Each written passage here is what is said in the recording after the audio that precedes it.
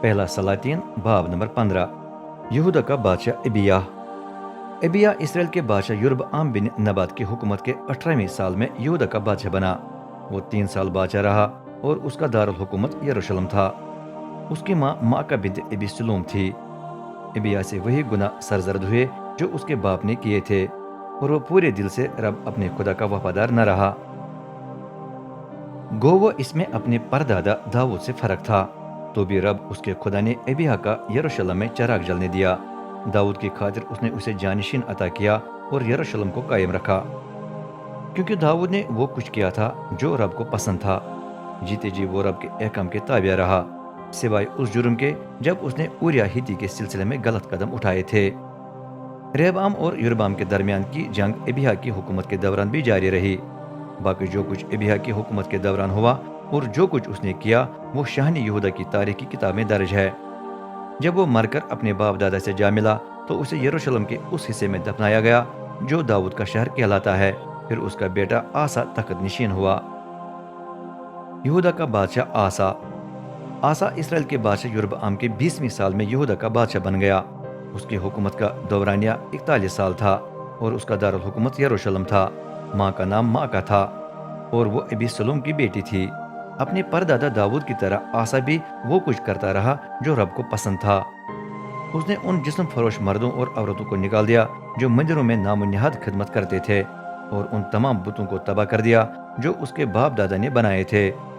اور گو اس کی ماں بادشاہ کی ماں ہونے کے باعث بہت اثر و رسوخ رکھتی تھی، تاہم آسا نے یہ عہدہ ختم کر دیا۔ جب ماں نے یسیرت دیوی کا گنہونا کھمبا بنوا لیا، آسا نے یہ بت کٹوا کر وادی کدرون میں جلا دیا۔ افسوس کہ اس نے اونچی جگہوں کے مندروں کو دور نہ کیا، تو بھی آسا جیتے جی پورے دل سے رب کا وفادار رہا۔ سونا چاندی اور باقی جتنی چیزیں اس کے باپ اور اس نے رب کے لیے مخصوص کی تھیں، ان سب کو وہ رب کے گھر میں لایا۔ یہودا کے بادشاہ آسا اور اسرائیل کے بادشاہ باشا کے درمیان زندگی بھر جنگ جاری رہی۔ ایک دن بادشاہ نے یہودا پر حملہ کر کے راما شہر کی قلعہ بندی کی۔ مقصد یہ تھا کہ نہ کوئی یہودا کے ملک میں داخل ہو سکے، نہ کوئی وہاں سے نکل سکے۔ جواب میں آسا نے شام کے بادشاہ بن حدد کے پاس وفد بھیجا۔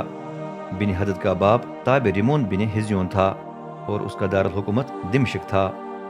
آسا نے رب کے گھر اور شاہی محل کے خزانوں کا تمام بچا ہوا سونا اور چاندی وفد کے سپرد کر کے دمشق کے بادشاہ کو پیغام بھیجا۔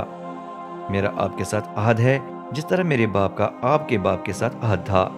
گزارش ہے کہ آپ سونے چاندی کا یہ تحفہ قبول کر کے اسرائیل کے بادشاہ باشا کے ساتھ اپنا عہد منسوخ کر دیں تاکہ وہ میرے ملک سے نکل جائے۔ بن حدد متفق ہوا۔ اس نے اپنے فوجی افسروں کو اسرائیل کے شہروں پر حملہ کرنے کے لیے بھیج دیا، تو انہوں نے ایون، دان، ابیل، بیت ماکہ، تمام کزت اور نفتالی پر قبضہ کر لیا۔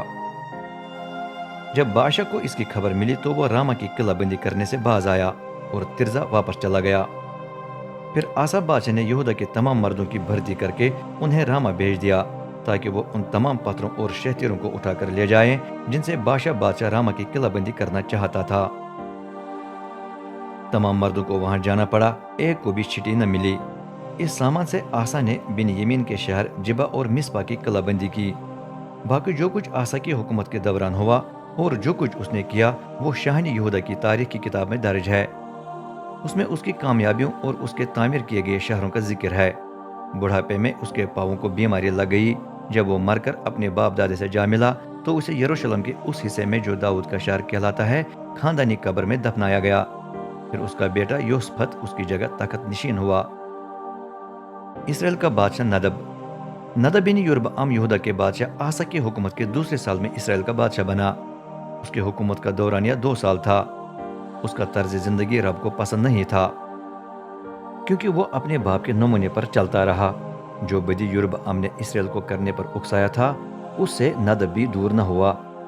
ایک دن جب ندب اسرائیلی فوج کے ساتھ فلسطین شہر جبتون کا محاصرہ کیے ہوئے تھا تو اشکار کے قبیلے کے بادشاہ بن اخیا نے اس کے خلاف سازش کر کے اسے مار ڈالا اور خود اسرائیل کا بادشاہ بن گیا۔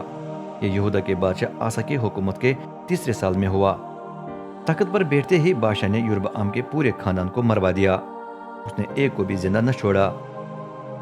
یوں وہ بات پوری ہوئی جو رب نے سیلا کے رہنے والے اپنے خادم اخیا کی معرفت فرمائی تھی۔ کیونکہ جو گناہ یربعام نے کیے اور اسرائیل کو کرنے پر اکسایا تھا ان سے اس نے رب اسرائیل کے خدا کو تیش دلایا تھا۔ باقی جو کچھ ندب کی حکومت کے دوران ہوا اور جو کچھ اس نے کیا وہ شاہن اسرائیل کی تاریخ کی کتاب میں درج ہے۔ اسرائیل کا بادشاہ بن عکیہ یہودا کے بادشاہ آسا کی حکومت کے تیسرے سال میں اسرائیل کا بادشاہ بنا۔ اس کی حکومت کا دورانیہ 26 سال تھا اور اس کا دارالحکومت ترزا رہا۔ اس کے اور یہودا کے بادشاہ آسا کے درمیان زندگی بھر جنگ جاری رہی، لیکن وہ بھی ایسا کام کرتا تھا جو رب کو ناپسند تھا، کیونکہ اس نے یربعام کے نمونے پر چل کر وہ گناہ جاری رکھے جو کرنے پر یربعام نے اسرائیل کو اکسایا تھا۔